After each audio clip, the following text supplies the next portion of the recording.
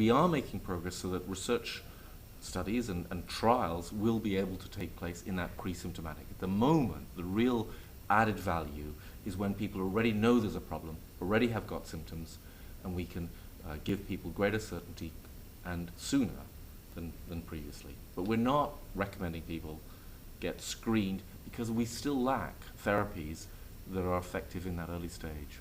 What does it mean, though, to be able to diagnose earlier in the longer term, if it becomes accessible to people like you and I who don't have signs of Alzheimer's to actually detect that we may be getting Alzheimer's before we have any symptoms?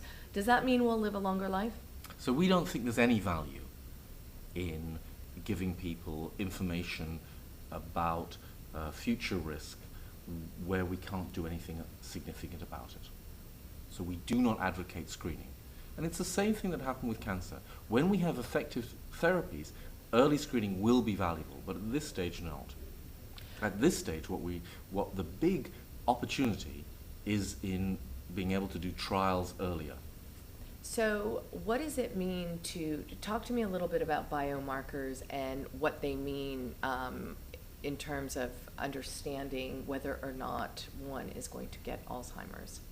So at the moment, any pre-symptomatic assessment of risk with the biomarkers or genetics or cognitive tests are really something for the future.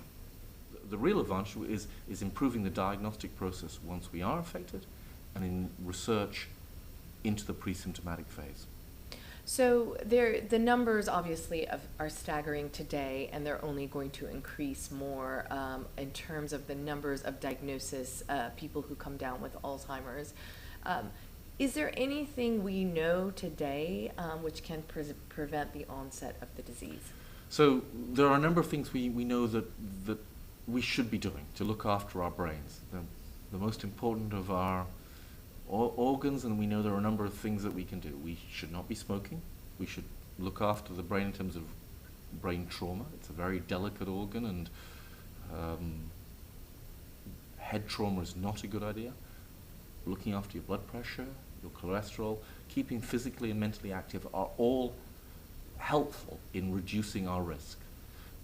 But that will still leave us with